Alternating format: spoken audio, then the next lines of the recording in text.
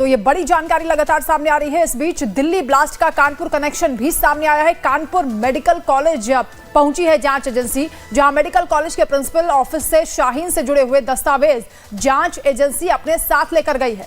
Doctor Shaheen Kanpur medical college में professor के पद पर कार्यरत थी। 2013 में बिना बताए अनुपस्थित हो गई थी, गैर हाजिर हो गई थी और साल 2021 में मेडिकल कॉलेज ने उसे बर्खास्त कर दिया। दिल्ली ब्लास्ट का कानपुर कनेक्शन अब ये सामने आ रहा है, जिसमें दिल्ली ब्लास्ट की जांच में डॉक्टर मुजम्मिल की गिरफ्तारी के बाद पुलिस उसकी सहयोगी डॉक्टर शाहीन को पकड़ चुकी है। पूछताछ उससे लगातार की जा रही है। जांच में यह सामने आया कि वो कानपुर के गणेश शंकर विद्यार्थी मेडिकल कॉलेज में कार्यरत थी।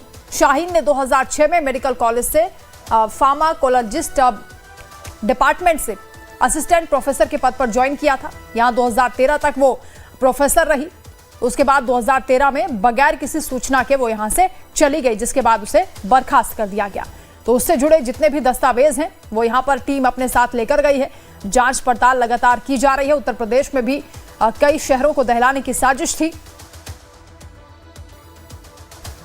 सुनील गुप्ता संवाददाता फोनलाइन पर हमारे साथ जुड़ रहे हैं ज्यादा जानकारी के साथ। सुनील, अब दिल्ली ब्लास्ट का ये जो कानपुर कनेक्शन सामने आया है डॉक्टर शाहीन को लेकर, और क्या जानकारी मिल रही है? मेडिकल कॉलेज में प्रोफेसर थी, अचानक से गायब हो जाती है, उसके बाद उसे बर्खास्त कर दिया जाता है, क्या वहां का स्टाफ बता रहा है?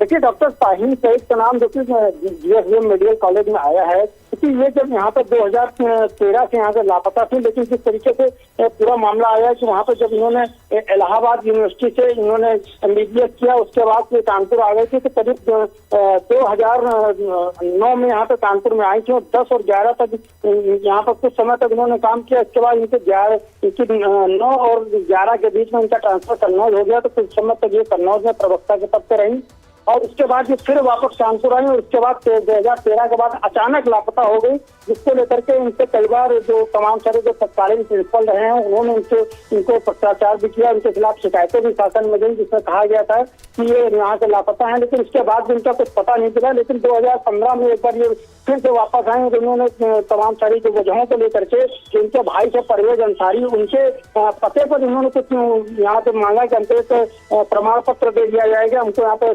सर्टिफिकेट दे दिया जाए कि हमने यहाँ पर अनुभव प्रमाण पत्र दे दिया जाए।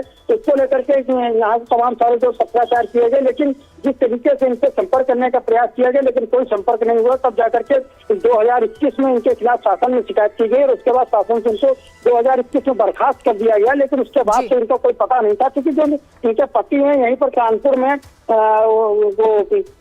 यहाँ पर अस्पताल है केपीएम हॉस्पिटल, वहाँ पर सरकारी डॉक्टर हैं डॉक्टर हयात जफर, जो कि इनके साथ ही मेडिकल कॉलेज में एमबीबीएस कर रहे थे। उनके साथ फिर इन्होंने शादी कर ली थी, क्योंकि डॉक्टर हयात जफर जो है वो अभी भी केपीएम हॉस्पिटल में डॉक्टर हैं और वहाँ पर मरीजों का इलाज कर रहे हैं। तब जब इनसे भी कल बात करने का प्रयास किया गया तो उन्होंने साफ तौर पर कह दिया कि वो जब 2021 के बाद अचानक, चूंकि घर में कोई झगड़ा नहीं होता था, किसी प्रकार का विवाद नहीं होता था, लेकिन जिस तरीके से वो गुमसुम रहती थी और लोगों से बातचीत करती थी, उससे लगता था कि कहीं ना कहीं कुछ संदिग्ध कार्यों में संलिप्त है, जिसके चलते उससे अचानक वो लापता हो गए। उसके बाद से इनका कुछ पता नहीं चला, क्योंकि अब डॉक्टर हयात जफर अभी भी यहाँ पर हॉस्पिटल में काम कर रहे हैं, लेकिन उनका कहना है उन्होंने इससे तलाक ले लिया था और उनका इससे कोई लेना देना नहीं। फिलहाल अभी जो एटीएस की टीमें हैं वो कल कानपुर पहुंची थी और वहाँ पर कुछ देर पड़ताल की, यहाँ से जो उसके सारे तमाम सारे दस्तावेज थे वो लेकर के चले गए। लेकिन अभी भी माना जा रहा है कि जिस तरीके से ये संदिग्ध गतिविधियां थी, क्योंकि अभी तक जो साइड में इसके शाहीन है, इसके पिताजी को और परिवार वालों को हिरासत में ले गया अभी, लेकिन कानपुर में जो इनके पति हैं उनका